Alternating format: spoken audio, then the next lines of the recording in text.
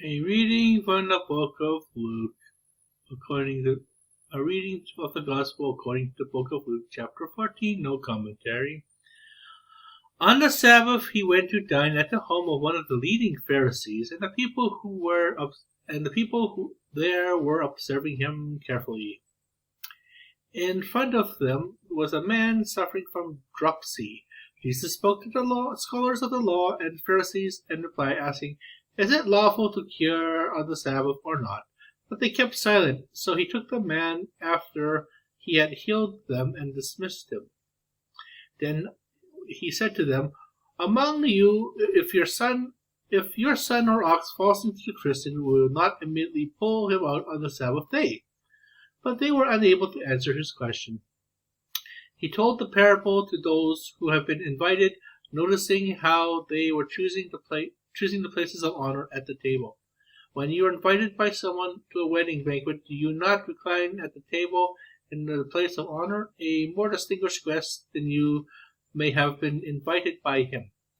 When you are invited by someone to a wedding banquet, do not recline at the table of honor. A more distinguished guest than you may have been invited by him. And the host who invited both of you may approach you and say, give your place to this man, and then you will proceed with embarrassment to take the lowest place. Rather, when you are invited, go and take the lowest place, so that when the host comes to you, he may say, "My friend, move up to a high position." Then you enjoy the esteem of your companions at the table. For everyone who exalts himself will be humbled, but he who humbles himself will be exalted. Then he said to the host who invited him, When you hold a lunch or a dinner, do not invite your friends or your brothers or your relatives or your wealthy neighbors, in case they may invite you back and you have repayment. Rather, when you hold a banquet, invite the poor and crippled, the lame and the blind.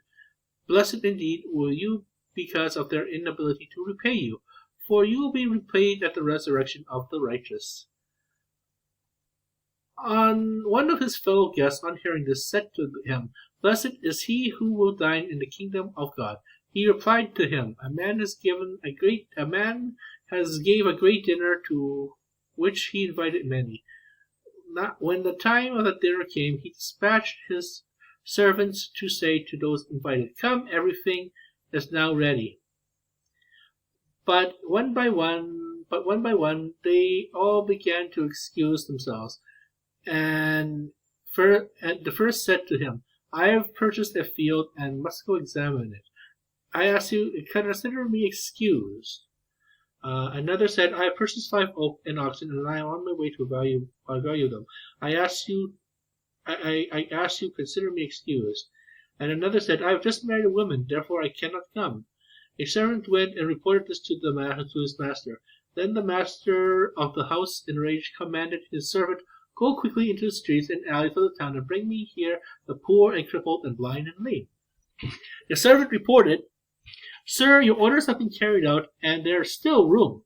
The master may order the servant go out to the highways and hedgerows and make people come in go out of the highways and hedgerows and make people come in, that my home may be filled. For I tell you, none of those men who were invited will taste my dinner.'